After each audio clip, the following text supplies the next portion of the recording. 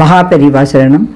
திரு பாம்பே ஸ்ரீதர் அவர்கள் நம்ம சேனல் வாயிலாக நம்மளுக்கு தெரியாத எத்தனையோ அதிக விஷயங்களை நம்மக்கிட்ட பகிர்ந்துக்கிறார்.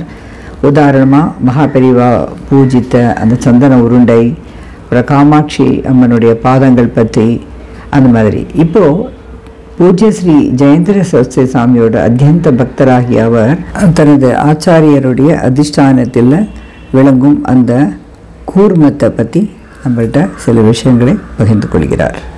அவருக்கு நமது மனமார்ந்த நன்றி. இப்போது அவருடைய உரையை நாம் கேட்போம். நமஸ்காரம். நான் தான் ஸ்ரீதர் பேசுகிறேன் பாம்பேலேருந்து. இன்றைக்கி குருவாரம்.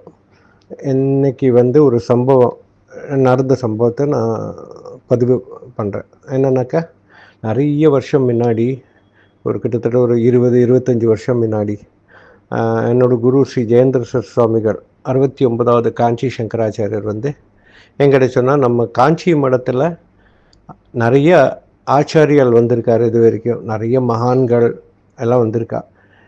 ஒரு ஆச்சாரியாலோட அதிஷ்டானம் காஞ்சிபுரத்தில் மாத்திரம் இல்லை, நிறைய இடத்துல இருக்குது.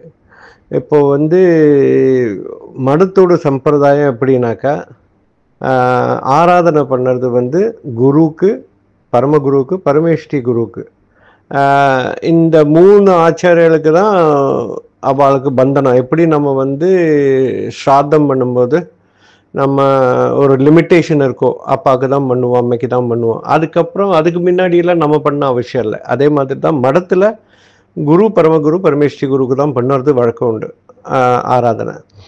அப்போது அப்படி இருக்கும்போது நிறைய அதிஷ்டானங்கள் எல்லாம் தொடர்பில் இல்லைனாக்கா பூஜை இருக்காதான் இருக்கும்.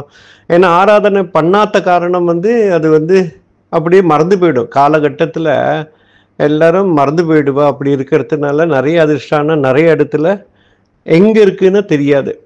அப்போது பெரியவா சொன்னால், நீ கண்டுபிடி, என்னோட அனுகிரகம் இருக்குது, நீ கண்டுபிடிக்க தொடங்க சொன்னான். அப்போ அதுக்கு அந்த எல்லா ஆச்சாரியர்களோட அனுகிரகம் கிடைக்கிறதுக்கு வேண்டி ஒரு வருஷம் என்கிட்ட சொன்னால், எல்லா ஆச்சாரியாளுக்கு அந்த திதிக்கு நீ ஆராதனை பண்ண.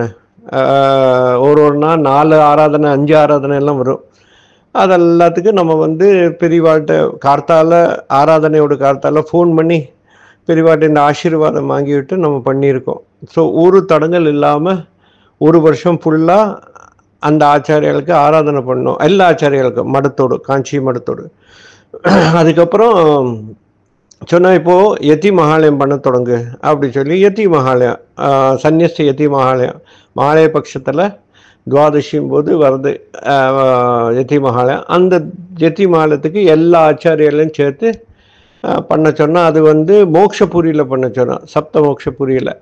அந்த சப்த மோக்ஷபுரியில் பண்ண தொடங்கினோன்னா ஒரு 108-110 தண்டி சன்னியாசியை ஹரித்வார்லேருந்து வர வச்சு ஒரு இடத்துக்கும் வரகு சமையலை வச்சு எல்லாத்தையும் பண்ணி நம்ம பிரிவாலும் வந்திருக்கா. எல்லா இதுக்கும் வந்திருக்கா.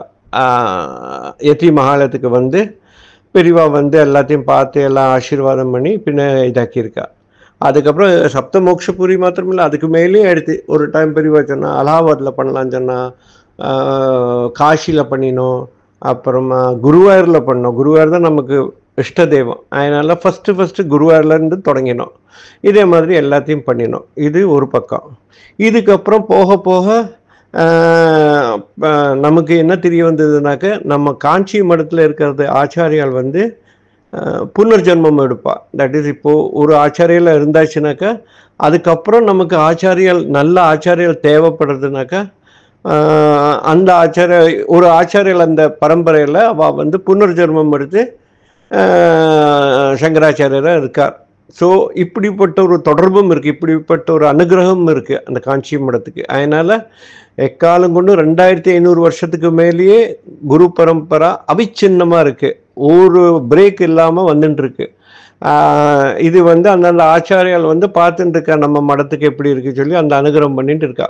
அப்போது இதே இதில் தான் நம்ம கண்டுபிடிச்சோம், நம்ம 59வது ஆச்சாரியால் ஸ்ரீ பகவன் நாமா போதேந்திரால் இருக்கா. அவர் புனர்ஜென்மம் எடுத்தது ஸ்ரீ ஜெயேந்திர சரஸ்வதி சுவாமிகள் தான். 69வது ஆச்சாரியர். ஸோ இது நமக்கு அப்புறமா தெரிய வந்தது. நம்ம பிரஷ்னமும் நம்ம ஜோசியம் எல்லாம் பார்த்துட்டு இருக்கும்போது இதில் ரொம்ப தெளிவாக வந்தது. இப்படியாக்க இந்த ஆச்சாரியால் தான் இந்த இதுன்னு. இப்போது சம்பவம் என்னாச்சுன்னாக்கா, ஒரு நாள் நாங்கள் பெரியவா கூட நாங்கள் மடத்தில் ஏதோ ஒரு தரிசனத்துக்கு வந்தப்போ பெரியவாளுக்கு ஒரு நியூஸ் வந்தது. நம்ம பகவான் நாமா போந்தேதரா அதிஷ்டானம் இருக்குது கோவிந்தபுரத்தில், அவரோடு இதுக்கு முன்னாத்த இன்கார்னேஷனில்.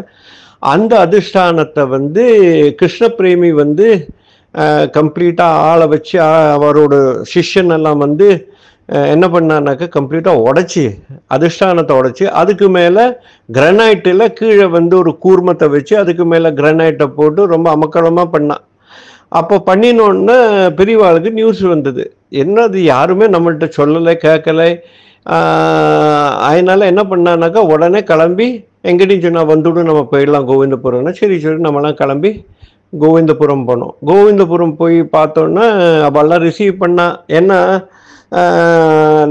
மடம், அந்த கோவிந்தபுரம் மடம் நம்மளுக்கு சொந்தமாக இருந்தால் கூடி, நம்ம அதிஷ்டானம் இருந்தால் கூடி, கிருஷ்ண பிரேமிக்கு அங்கே வந்து இந்த பகவான் நாமா இருக்கிறதுனால, நாம சங்கீர்த்தனை இருக்கிறதுனால அவள் வந்து அவளோட ஆளை போட்டு கண்ட்ரோல் எடுத்து விட்டா ஒரு விதத்துமா. ஆனால் பெரியவாளுக்கு எப்போ விரோதமாக இருக்கலை.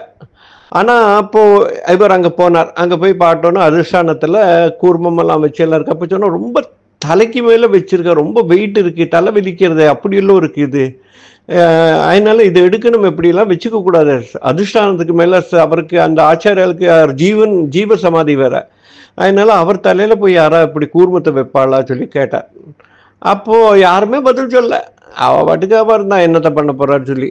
அப்போ எங்கிட்ட சொன்னார், நம்ம என்ன பண்ணணுமே சொன்னோன்னு நான் சொன்னேன், நீங்க சொன்னேன்னாக்கா நம்ம வந்து அதை எடுக்கிறது வழியை பார்த்துட்டு அதை எடுத்துட்டு பழைய மாதிரி பண்ணுறது வழியை பார்க்குறேன்னு சொன்னேன். சரி நீ பாரு சொன்னான். அப்போ நமக்கு ஒரு ஸ்தபதியை தெரியும் வாலாஜாபாத்தில். அப்போது நான் வந்து அவருக்கு ஃபோன் பண்ணேன். இப்படி வந்து அதிஷ்டானத்தை கோவிந்தபுரத்தில் பழைய அதிஷ்டானத்தை உடைச்சி புது அதிஷ்டானம் பண்ணியிருக்கா, அதை எடுத்து பழைய மாதிரி பண்ணணும், உங்களுக்கு பண்ண முடியுமா கேட்டேன். அப்போ சொன்னால் நீ கரெக்ட் இடத்துல தான் வந்திருக்க, பண்ண முடியுமா? நான் தான் அந்த எனக்கு தான் அவள் கான்ட்ராக்ட் கொடுத்தா பழைய அதிஷ்டானத்தை உடைச்சி புது அதிஷ்டானம் பண்ணுறதுக்கு. எங்கிட்ட எல்லா அளவும் இருக்குது, எல்லாமே இருக்குது. அப்போது நீங்கள் பண்ணுவேல கேட்டால் கண்டிப்பாக பண்ணுறேன், அதனால தப்பே கிடையாது, நான் பண்ணித்தரேன். அப்போ உங்களுக்கு விரோதம் என்ன? விரோதம் அவள் வந்து இன்னும் எனக்கு பைசா கொடுத்துடல ஃபுல்லாக. அவளோட ஏதோ சிங்கப்பூர்லேருந்து டிவோட்டி இருக்காலாம், அவள் உடச்சி பண்ணணும்னு சொன்னால் நான் பண்ணி கொடுத்ததுக்கு அப்புறம் கூட எனக்கு இன்னும் பணம் கொடுத்துடல அவள் ஃபுல்லாக, இன்னும் பெண்டிங்காக இருக்குது. அதனால் எனக்கு கவலை இல்லை.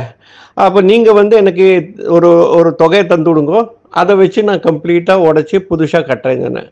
அப்போ நான் உடனே பெரியவாள்கிட்ட ஃபோன் பண்ணி சொன்னோன்னு பண்ண சொன்னோம். உடனே எல்லாம் ரெடி பண்ணி விட்டா அதிஷ்டானம் எல்லாம். ஏன்னா பழைய கணக்கு அப்படியே எல்லாம் தெரியும், என்ன ஹைட்டு, என்ன விட்டு, என்ன எல்லாம் தெரியும் அவருக்கு, ஏன்னா அவர் தான் உடைச்சவர்.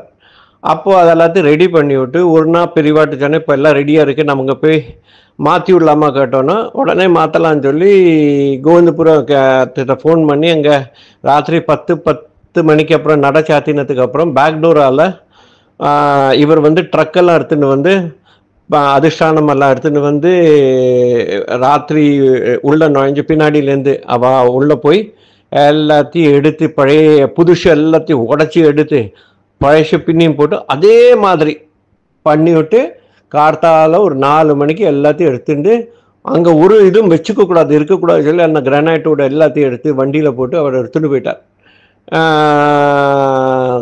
நடை சாத்தியாச்சு. கார்த்தால 5 மணிக்கு அவள் நட திறக்கிறதுக்காக பார்த்தோன்னா ஒவ்வொன்றும் கத்த தொடங்கிட்டான் நிறைய பேர். எப்படி இந்த பழைய இந்த அதிஷ்டானத்தை யார் உடைச்சா ஒன்றும் கத்தினா. அப்புறமா தான் தெரிஞ்சுது, பெரியவா தான் சொல்லியிருக்கான்னு. அப்போது அங்கேருந்து பெரியவாட்ட மெசேஜ் வந்து நீங்கள் எப்படி எங்கள்கிட்ட சொல்லாமல் உடைச்சான்னு. அப்போ வந்தோடனே நீ பெரியவா கேட்டா, நீ எங்கிட்ட கேட்டியா உடைக்கிறத, என்னோட அதிஷ்டானத்தை உடைக்கிறதுக்கு முன்னாடி எங்கிட்ட பர்மிஷன் கேட்டியா, எல்லாம் கிளம்பு, அப்படிதான் இருக்க போகிறது சொல்லி ஒரு ஸ்டர்னாக ஒரு மெசேஜ் அனுப்பிச்சா. அப்புறமா அவள் ஒன்றும் சொல்லலை, ஏன்னா அது பெரியவா அதிஷ்டானம், அதனால் எப்படி இருக்கோ அது அப்படி இருக்கட்டுன்னு. என்னத்துக்கு சொல்ல வரேன், இதெல்லாம் ஒரு பக்கம் ஆயிடுத்து. அதுக்கப்புறம் பெரியவாளே சித்தி ஆயிட்டா. பெரியவா சித்தி ஆனோடனே இவாளெல்லாம் வந்திருக்கா. நிறைய பேர் வந்து மடத்துலலாம் சொல்லி இவரோட தலையில் கூர்மத்தை வச்சு விட்டா அதிஷ்டானத்தில். அப்போ நாங்கள் ரொம்ப எதிர்ப்பு தெரிவித்தோம். இது அவரோட அதிஷ்டானத்திலே அவர் வந்து இருக்கக்கூடாது சொல்லறத, இந்த ஜென்மத்தில் இவரோட அதிஷ்டானத்தில் நீங்கள் கூர்மத்தை வச்சிருக்கல தப்பல்லவா கேட்ட. அப்போது அவள் வந்து சாஸ்திரம் சொன்னான், சாஸ்திரத்துலலாம் இருக்குது, எங்களுக்கு பண்ணுறதுக்கு ரைட் இருக்குது, நாங்கள் சாஸ்திரத்தில் இல்லைன்னா ஓகே, சாஸ்திரத்தில் நிறைய இடத்துல இருக்குது கூர்மத்தை வைக்கலாம். அப்போ நான் சொன்னேன், கூர்மத்தை வைக்கலாம் சாஸ்திரம் இருந்தாலும் அவரே தன்னோட அதிஷ்டானத்தில் எடுக்கணும்னு சொன்னதுக்கு அப்புறம் நீங்கள் போய் அவர் தலையிலேயே வச்சு விட்டேன்னாக்கா அதெல்லாம் கிடையாது சொல்லி அவள் என்கரேஜ் பண்ணல எங்களெல்லாம். சரி சொல்லி விட்டுவிட்டோம், என்ன எப்படி நடக்கணுமோ அப்படி நடக்கட்டும்னு சொல்லி. அப்போ இப்படியாக ஒரு பெரிய சம்பவம் நடந்தது. பெரியவாளோடு 59வது அவதாரத்தும் போதும் இப்போ 69வது அவதாரம் போதும் 2 இடத்துலையும் இதே மாதிரி நடந்தது. இன்னத்த பதிவு இதுதான். நமஸ்காரம்.